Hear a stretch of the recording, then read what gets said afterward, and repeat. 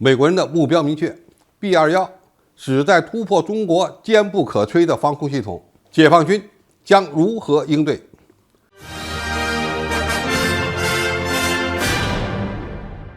观众朋友，大家好，我是福田少。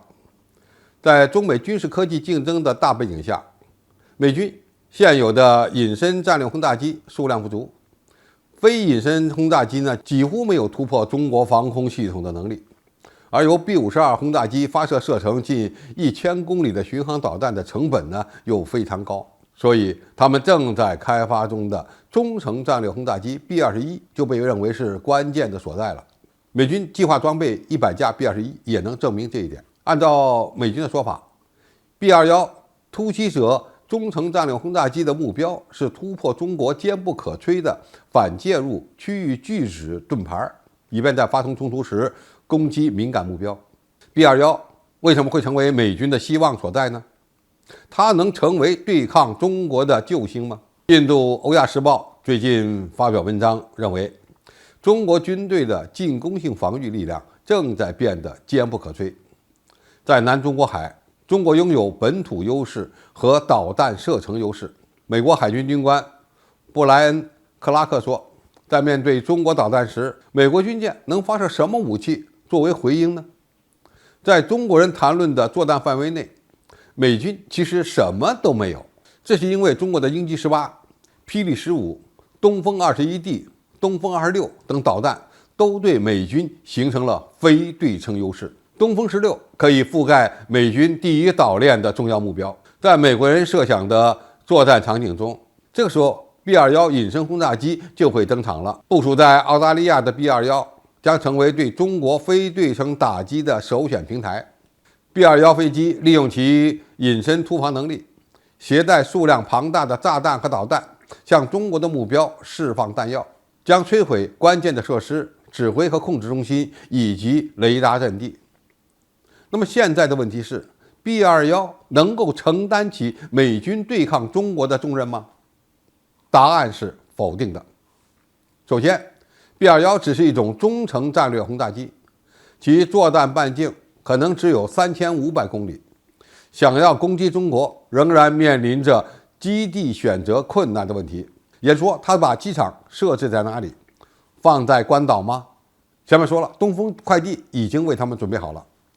那么部署在澳大利亚吗？距离又太远，需要进行多次空中加油。何况 B-21隐身轰炸机要想近距离的攻击中国本土目标，还面临着中国反隐身雷达网和歼20隐身战斗机的拦截问题。中国被认为是当今全球反隐身雷达技术最成熟的国家，已经在沿海建立起了一整套的反隐身预警网。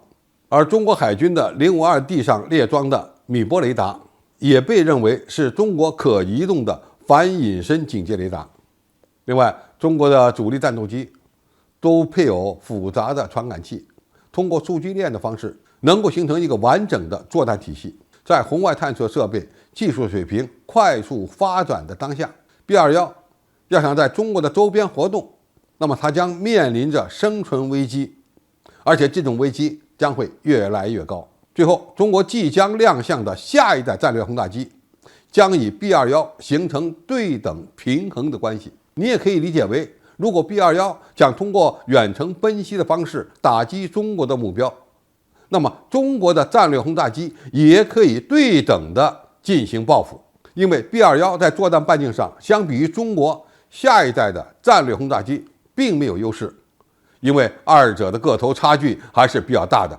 体量上的差距就意味着航程和作战半径上的差距。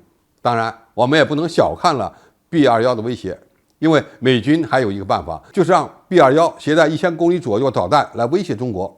印度媒体认为 B-21拥有超强的隐身能力，这也意味着中国无敌的歼20隐身战斗机、牢不可破的 A2AD 长城、坚不可摧的综合防空网络以及更先进的主战舰艇都难以阻止美国轰炸机有一定的概率袭击中国。当然，我们在防范 B-21的突袭方面也的确有许多工作要做。这里面呢，提出几点供大家参考。第一，要建立更强大的海上米波雷达警戒网，也就是在更多的军舰上部署米波雷达。第二，发展大型的无人预警机，让这些无人驾驶平台携带红外探测设备以及米波雷达和分米波雷达。第三，发展大型的天基预警雷达网络，从太空中对隐身轰炸机进行预警和探测。第四，要提升中国大型预警机的技术水平和装备数量，从而在较远距离内发现这些隐身目标。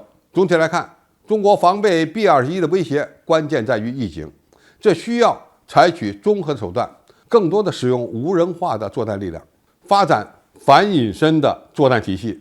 因为不管 B-21怎么隐身，它回到机场就会成为一个活靶子。好，今天的评述就到这里，谢谢大家收看，我们下期再见。